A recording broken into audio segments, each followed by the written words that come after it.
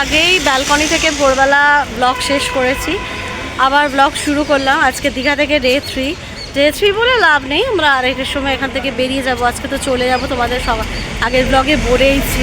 কিন্তু আমাদের হোটেলের সামনে থেকেই শুরু করলাম।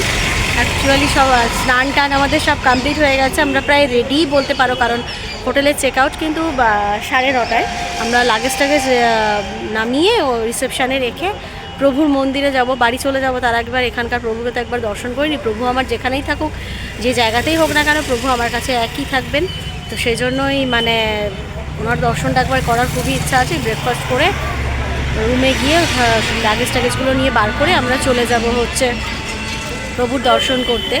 তো এখন যাবো হচ্ছে এখানে বেশ সামনেই, এখানটায় ব্রেকফাস্ট করে। আমার হোটেল থেকে দুপা গিয়েই রয়েছে ব্রেকফাস্টের জায়গা। তো চলো ব্রেকফাস্টটা করে নিই। তোমাদের বললাম না, হোটেলের পাশে একটা দোকানে একদম আমরা ব্রেকফাস্ট করবো আজকে। তো পাশেই হোটেল, 2 সেকেন্ড হেঁটে চলে গেলাম। মেয়ে অলরেডি ম্যাগি মেয়েকে দিয়ে দিয়েছে, মেয়ে খাওয়া শুরু করে দিয়েছে। আমার আর অভির রয়েছে ডিম টোস্ট, ওটা রেডি হচ্ছে। তোমাদের ম্যাগিটা দেখাচ্ছি দাঁড়া। মেয়ের এখানে ম্যাগি, সুখা ম্যাগি, এই আমাদের হচ্ছে ডিম টোস্ট। আর একটু সকাল ইচ্ছে যাক যে ঘুগনি খাবো। এখন 10:30টার মতো বাজে। আমরা হোটেল থেকে চেক আউট করে আমরা কিন্তু আবারও এলাম, বললাম তো জগন্নাথ মন্দিরে একটু আসবো প্রভুকে দর্শন করতে। তো অলরেডি আমরা এসে গেছি চৈতন্যদ্বারের সামনে, চলে এসেছি মানে 6 নম্বর গেটের কাছে। আমাদের এইটা দিয়ে একদম জাস্ট 5 মিনিট লাগে হাঁটতে হোটেলটা থেকে। চলে এলাম কিন্তু, এই যাচ্ছি এবার ভেতরে 6 নম্বর দিয়ে। আগের দিন রাতে তো তোমাদের সাথে শেয়ার করেছি এই যে জুতো রাখার জায়গা, এই জুতো রাখলাম, রেখে এবার এই যে সামনে যে দোয়ারটা দেখছো, ওখান দিয়ে আমরা মন্দিরের ভেতর চলে যাব। এখানে কিন্তু ব্যাগ ট্যাগ সব স্ক্যান হয়ে তারপর কিন্তু ভিতরে যাওয়া যাবে। দেখিয়েছিলাম ওই যদি কেউ পুজো দিতে চাও, জগন্নাথ ডালা আর্কেট রয়েছে, ধামজা ডালা আর্কেট, এখানটা তোমরা ডালা নিয়ে চলে এসছি আমরা মানে ভেতরে, মানে মূল মন্দিরে নয়, প্রথম জায়গাটায় চলে এসছি। আমাদের রাতের সাথে শেয়ার করেছিলাম, এবার দিনের বেলা দেখো। সন্ধেবেলাটা সবচেয়ে বেশি ভালো লাগছে, যখন আলো টালো জ্বলে উঠছে, এটার ব্যাপারটাই আলাদা হয়ে যাচ্ছে। আমরা কিন্তু অরুণ স্তম্ভর কাছে চলে এসেছি।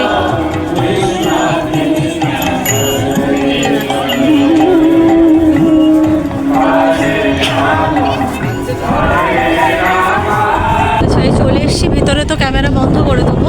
পতিত ভবনের সামনে আমরা চলে এসেছি। জানি না কি দেখতে পাচ্ছ, আমি নিজেই দেখতে পাচ্ছি না, তো তোমাদেরকে কি বলবো। এত রোদের মধ্যে ক্যামেরায় কি ঢুকছে না ঢুকছে, কি ক্যাচ হচ্ছে সেটাই বুঝতে পারছি না। এবারে আমরা মূল মন্দিরে ঢুকছি। ক্যামেরাটাকে তো এমনি নর্মালি বন্ধ করতে হবে। এবার এই যে সিঁড়ি রয়েছে সব, প্রভুর মন্দিরের এমনই মহিমা, সে দিনের বেলা হোক আর রাতের বেলাই হোক, সব সময়ের জন্য যেন একটা অপরূপ লাগে। চলো দর্শন করে আসি। প্রভুকে দর্শন করে আমরা মন্দিরের বাইরে, এই যে মন্দির, আমরা মন্দিরের বাইরেটাতে একটু বসে আছি, কারণ আমাদের তো বললামই বাসের টাইম, আমাদের অনেকটাই দেরিতে আছে। আর আমার তো মানে আমাদের আর কি হোটেল মন্দির থেকে জাস্ট 5 মিনিট দূরত্বে। এলামও তো দেখলে হেঁটেই এসছি, সুতরাং অফুরন্ত টাইম যাকে বলে, একটু এখানে টাইম স্পেন্ড করে যাই। ওনার এখানে যত বসতে পারি তত নিজেকে পবিত্র মনে হয়, তত মনে হয় কিছু হয়তো একটু পূর্ণ করেছিলাম, তাই জন্য ওনার মন্দিরে বসার সুযোগ পেয়েছি। তো যাই হোক, এখানে আসার পর থেকেই ওদিকে টানে মন একেবারে অস্থিরতায় শুরু হয়ে গেছে। এমনিতে সারা বছর থাকেই, কিন্তু এইখানে দর্শনটা পাওয়ার পর জন্য ওখানে দর্শন পাওয়ার মানে ইচ্ছাটা, মানে পুরীর কথা বলছি, নিশ্চয়ই বুঝতেই পারছো তোমরা। ওখানে যাওয়ার জন্য মানে মনটা মারাত্মক অস্থিরতা শুরু হয়ে গেছে। জানি না প্রভু কী করবেন। পুরীতে তো নিশ্চয়ই যারা জানো যে প্রভুর ওখানে ইচ্ছা না হলে ওখানে পৌঁছানোটা খুবই মানে চাপের ব্যাপার, অসম্ভব চাপের ব্যাপার। আর যদি মনে করেন উনি নিয়ে যাবেন, তাহলে কাউকে ভাবতে হবে না ট্রেনের টিকিট পাবে, না বাসের টিকিট পাবে, না প্লেনের টিকিট পাবে, না হোটেল খরচা দেওয়ার কথা ভাবতে হবে না, তার অটোমেটিক্যালি হয়ে যাবে। কারণ আমরা ভীষণভাবে প্রমাণ আছে, আমাদের যে জুলাইয়ের ভিডিওটা নিশ্চয়ই তোমরা আমার ভিডিওটা নিশ্চয়ই দেখেছো, মানে ওটা আমাদের যে কিভাবে আমরা ওই সময় গেছি আমরা জানি না। আমাদের তার আগে অবধি আমরা কিন্তু ইচ্ছা মনে তো সারা বছরই থাকে, কিন্তু কিভাবে যে চলে গেছি মানে নিজে ভাবা যায় না। শুধু চলে যাওয়া নয়, একটা বিশেষ দিনের বিশেষেতে, বিশেষ করে আমার মেয়ের জন্মদিন ওখানে পালন করা, প্রভুর মানে স্বয়ং মা লক্ষ্মীর রাধা পায়েস, আমি তোমাদের ভিডিওতে বলেওছি আমার মেয়ের পাওয়া। 2025-এ আমি আর কি হয়েছে আমি জানি না, জানতে চাই না, কিন্তু 2025-এর এই সেরাটা আমাদের জীবনে মানে ঘটেছে। এটার জন্য সত্যি হয়তো কোনো একটা 1% কি 2% হয়তো পূর্ণ করেছিলাম বলে সেই জায়গাটা আমরা পেয়েছি। যাই হোক, আমার যেখানেই যাই আমি, তোমরা নিশ্চয়ই দেখেছো আমার ফেরার সময় আমরা স্বর্গদ্বার মন্দিরে হয়ে ফিরি প্রতিবারেই। আমি প্রায় কেঁদেই ফেলেছিলাম। এখানে ওই যেই প্রভুর মুখটা দেখি না, সেখানেই মানে আমার একটা অস্বস্তি হয়। অনেকে হয়তো ভাবতে পারে যে ন্যাকামো মারছে, এটা ভেতরের ব্যাপার, এটা বলা যায় না। আমার এখনও ওই একই জিনিসই হচ্ছে। এতক্ষণ অবধি যা ছিল তাও ঠিক আছে, যেই প্রভুকে দর্শন করলে মানে একটা অদ্ভুত ব্যাপার। যাই হোক, একটু বসে নিয়ে আমরা এবার যাব। প্রভুর মন্দির থেকে হেঁটে চলে এসেছি, এখানে জগন্নাথ দেবের মাসির বাড়িতে চলে এসেছি। এবারের মতো পুরী বলছি, এবারের মতো দীঘা থেকে চলে বারবার পুরী বেরোচ্ছে মুখ দিয়ে, দেখছো তো। যাই হোক, এবারের মতো দীঘা থেকে চলে যাচ্ছি। তার আগে একটু মাসির বাড়িতে রাধাকৃষ্ণ আছেন, ওনার একটু দর্শন করে তারপর যাবো। তারাও তোমাদের দেখাচ্ছি। রাধা মাধব রয়েছেন এখানে।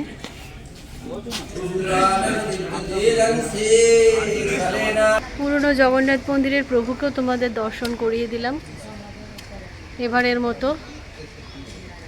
এখন এই প্রভুর আকর্ষণে দীঘায় আসতে মন চাইবে, বুঝতেই পারছি। চলো, দেখছো তো মুখ দিয়ে বারবার পুরী বেরিয়ে যাচ্ছে আমার।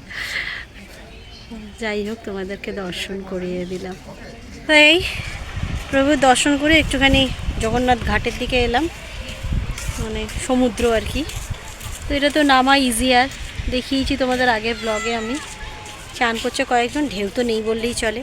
সে নদীর জল এগিয়ে এলে যেমন হয় সেরকমই আসছে না, একটা একটু বড় হলে এই এলো বলেছি বলে খুব রেগে গেছে, রেগে গিয়ে একটা এলো। বলে আমাকে এরকম করে বলা, দাঁড়া বলে। যাই হোক, চলো লাস্ট মানে এবারের মতো আর কি দীঘার সমুদ্র, এক্ষুনি বলতে যাচ্ছিলাম পুরীর সমুদ্র। যাই হোক, আচ্ছা আমরা কিন্তু যাওয়ার বাসটা হচ্ছে সামন্ত ট্রাভেলসে আমরা যাচ্ছি। এটা কিন্তু গড়িয়া অবধি মানে স্টপ আছে, ওটা ছিল ধর্মতলা থেকে, এটা কিন্তু গড়িয়া অবধি যাওয়া যাবে বলে আমরা কিন্তু মানে ফেরার সময় এই বাসটাই চুজ করেছি, যাতে আমাদের আরেকটু মানে এগিয়ে যেতে পারি গন্তব্য থেকে। বাসটা কিছুক্ষণ আগেই সব পরিষ্কার করছে, তুমি দেখো বাসটা এত সুন্দর ঝকঝকে, বাস থেকে এইরকম নোংরা বেরোলো, কিছু বলার নেই লোকের ইয়ে। তো যাই হোক, বাসটার ভিতরটা যখন উঠবো তখন তোমাদের দেখাচ্ছি। তোমাদের বাসের ভেতরটা দেখিয়ে নিই, এখন দাঁড়িয়ে আছে, সময় আছে, ফাঁকা আছে বলে দেখিয়ে নিচ্ছি। এই হচ্ছে বাসের সিঁড়ি, দাঁড়া এবার ভেতরটা দেখাচ্ছি। এই হচ্ছে ড্রাইভার সিট, আর এই হচ্ছে হেল্পার সিট। আচ্ছা, এই হচ্ছে সিটের কন্ডিশন, এগুলো হলো সিট এই রকম। উপরে কিছু লাগেজ রাখার, হালকা লাগেজ রাখার জায়গা আছে। পিছনের দিকগুলোতে টিভি আছে, সামনেও টিভি আছে, টিভি কি চলে আমি জানি না, রয়েছে টিভি। আর সামনেরটা একদম ফ্রন্টেরটা হচ্ছে এরকম একটা গার্ড আছে। আর জ্বালাগুলো এখন বন্ধ আছে যেহেতু বাসটায় কেউ নেই, সেই জন্য। বাসটা হচ্ছে একদম ঝিকিমিকি ডুম্পা, ওখানে ভীষণ ভেতরে আলো টালো জ্বলে। এই হলো মোটামুটি বাসের লুক। সিটটা একটু ক্লোজে দেখিয়ে দিই। এই যে এখানে একটা লিভার গোছে দেখছো, এটা দিলে ওই পিছনে আর কি চলে যাবে, যে যতটা পারবে হেলিয়ে দেওয়া যাবে। যেরকম বিশেষ কিছু নেই এখানে। এসির বোধহয় বা অ্যাডজাস্ট করার মতো রয়েছে, রিডিং লাইট আছে বলে তো আমার মনে হচ্ছে না। পুরো বাসটাই হচ্ছে এই যে সিটগুলো দেখতে ভালো, ওকে সব ঠিক আছে, কিন্তু একটা জিনিস তোমাদেরকে দেখাই। সামনের এই সিটটা, এটার নাম্বার হচ্ছে 12। এটা নিচের যে এই সাইডে বসবে, মানে এই দিকেরটা 2তে যে বসবে, তার কিন্তু পা রাখার পুরো জায়গা নিষেধ, তার পা কিন্তু পুরো ঝুলিয়ে রাখতে হবে। নিচের জায়গাটার কিন্তু পা রাখার জায়গাগুলো কিন্তু খুবই ছোট, দেখো একটু আনকমফোর্টেবল হতে পারে বসাটা, খুবই ছোট। আচ্ছা, বাস ছেড়ে দিল, 2:30 টাইম ছিল, 15 মিনিট একটু লেট হলো। তা যাই হোক, ছেড়ে দিয়েছে। এবারের মতো দীঘা হয়ে গেল আমাদের। দেখা যাক প্রভুর জন্য এবারে যদি বারবার আসা যায়, 6 বছর পর থেকে যে শুরুটা হলো। আর পুরীর তো বলার কোনো প্রয়োজনই পড়ে না, ওটা তো আমাদের অক্সিজেন যাকে বলে, হয়ে গেছে আর কি। চলো, আমার খাবার দাবার তো আমি বললামই প্যাক করে নিয়েছি। তো এটা বাইপাস দিয়ে চলে যাবে, দীঘা বাইপাস দিয়ে। তো চলো, যেটুকু যা হবে তোমাদের সাথে শেয়ার করছি।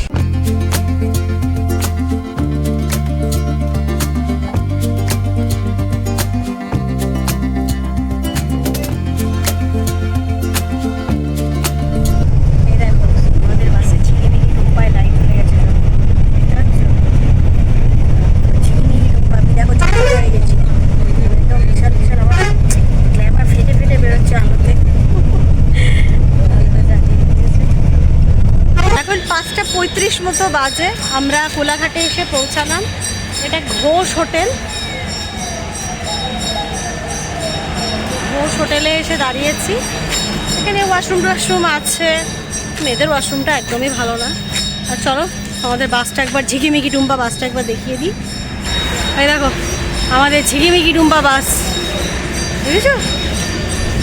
10 মিনিটও হয়নি বোধহয় দাঁড়িয়েছিলাম, হর্ন দিয়ে দিয়ে মাথা খারাপ করে তুলে নিয়েছে। যাই হোক বাস ছেড়ে দিয়েছে, এখন 6:45 মতো বাজে। সবচেয়ে বড় কথা এখানে তো চলে এলাম। এখন আমরা যেখানে নামবো সেই জায়গা অবধি পৌঁছাতে কতক্ষণ সময় লাগবে জানি না। নর্মাল টাইম ছিল 8:30। এখন কলকাতায় ঢোকার পর কি হবে না হবে সেটা দেখা যাক, যা হবে তোমাদের সাথে শেয়ার তো করবোই। হয়ে গেছে, আমরা দ্বিতীয় সেতু ক্রস করছি। জানি না কতক্ষণে গিয়ে পৌঁছাবো বলতে পারছি না। রাস্তাঘাটে কিন্তু প্রচণ্ড জ্যাম, প্রচণ্ড জ্যাম।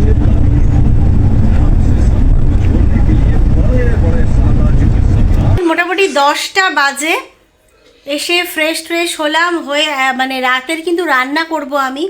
অলরেডি আলু সেদ্ধ করা হয়ে গেছে, ভাত বসাবো। মোটামুটি এখন জানি আরও দেরি হবে।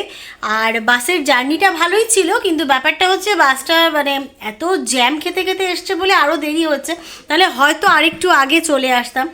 তা তোমাদেরকে একটা জিনিস আমি দেখিয়ে নিই। আমার ছোট্ট বেবি মেয়ে দীঘা থেকে একটা ভীষণ ভালো শপিং করেছে। এখান থেকে যাওয়ার সময়ই বলে বলে গিয়েছিল শপিং করেছে। এই যে দেখো আমার ছোট্ট বেবি আছে, তো সে ছোট্ট বেবি যাই হোক, ও এসব মানে ও মাথাতেই বড় হয়েছে। সারা ঘরে তোমাদের সঙ্গে নয় পরে একদিন শেয়ার করব কি আছে না আছে ঘরে ওর জিনিসপত্র। তো যাই হোক, আমার পুরো দীঘা সিরিজ তোমাদের কেমন লাগলো অবশ্যই জানিও। একটা এপিসোড যারা এখনও আগের এপিসোডগুলো দেখোনি তারা অবশ্যই দেখো। আর বারবার বলছি পাশে থেকো, যারা সাবস্ক্রাইব করোনি সাবস্ক্রাইব করো, তাহলে আমার পরিবারটা আস্তে আস্তে বাড়বে। আর আজকের সারাদিনের ব্লগে যা যা শেয়ার করলাম দীঘা ট্রিপের, অবশ্যই জানিও কেমন লাগলো। তো চলো এখন টাটা, গুড নাইট, কারণ আমাকে এখন আবার অনেক কাজ করতে হবে। টাটা।